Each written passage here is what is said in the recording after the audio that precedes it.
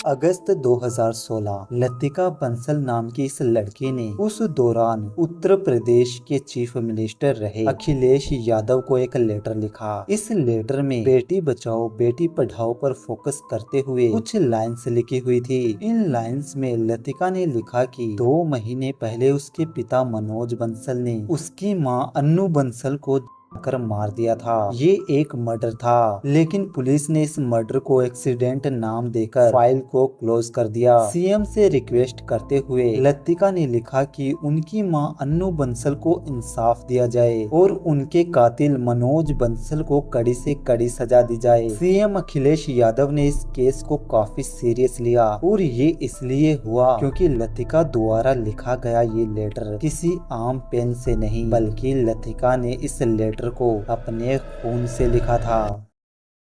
लतिका की लिखी हुई बातों पर ध्यान देने के बाद सीएम अखिलेश यादव फौरन इस केस को सॉल्व करने के लिए एक स्ट्रॉन्ग टीम को ये केस हैंडओवर करते हैं। जब इस केस की परतें खुलती हैं तो समाज का वो घटिया चेहरा सामने आता है जिसकी सोच अभी भी समाज में जड़ फैलाए हुए बैठी है।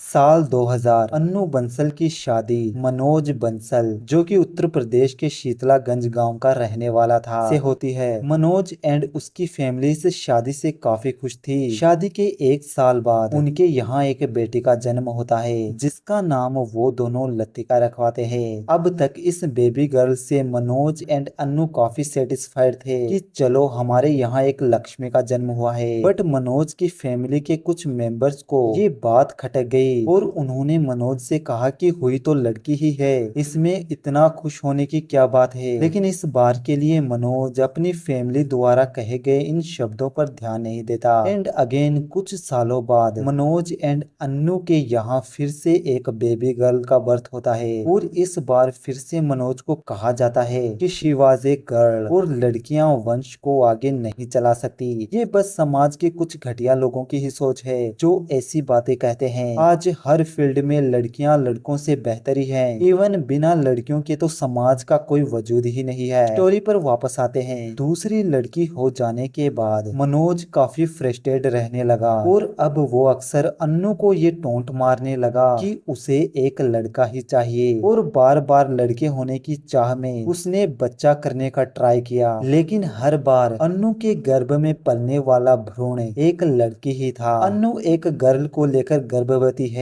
ये बातें मनोज को चेकअप्स के दौरान पता चलती, लेकिन मनोज नहीं चाहता था कि अब उसके यहाँ लड़की हो। इसके लिए वो एक ऐसा कदम उठाता है जो हर उस माँ के लिए एक डरावना सपना है जो गर्भवती होती है।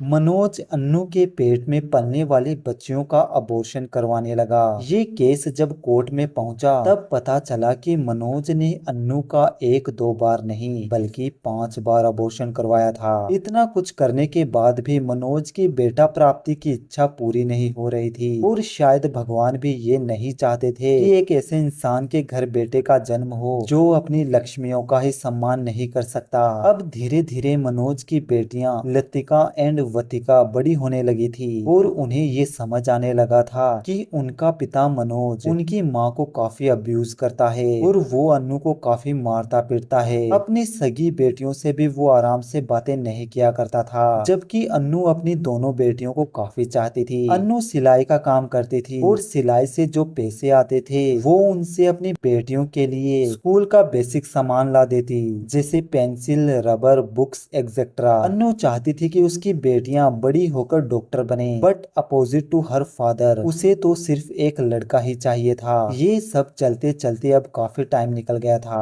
और एक दिन मनोज शाम करीब 6:30 बजे घर के रूम में पढ़ रही अपनी दोनों बेटियों को कमरे में बंद कर देता है और उनकी माँ से बहस करने लगता है कि तुम मुझे बेटा दो, क्योंकि एक बेटा ही मेरे सपनों को पूरा कर सकता है, एक बेटा ही मेरे वंश को आगे बढ़ा सकता है। और ये बहस इतनी बढ़ जाती है कि मनोज अपनी वाइफ अन्नू बंसल को वहीं अपनी बेटियों की आंखों के सामने जिंदा देता है। अपनी माँ को अपने रूम की खिड़की से जाते हुए देख पहले तो वो दोनों फायर डिपार्टमेंट को और उसके बाद पुलिस को कॉल करती हैं, लेकिन कोई रिस्पॉन्स ना मिलने की वजह से वो दोनों अपने रिलेटिव्स को कॉल करके घर आने को कहती हैं। जैसे ही उनके रिलेटिव्स घर आते हैं तो उन्हें अन्नू दिखाई देती है, जिसकी 80% बॉडी आग से जल चुकी थी। इसके बाद लतिका एंड उसके रिलेटिव अन्नू को हॉस्पिटल ले जाते हैं, जहां अन्नू को डेड डिक्लेयर कर दिया जाता है। इसके बाद लतिका एंड उसके रिलेटिव इस केस के बारे में एक रिपोर्ट लिखवाते हैं कि कैसे उसके पिता ने उसकी माँ को आकर मार दिया, लेकिन पुलिस इस केस को हवाला देते हुए इसे एक्सीडेंट बता देती है और इस केस की फाइल को बंद कर देती है।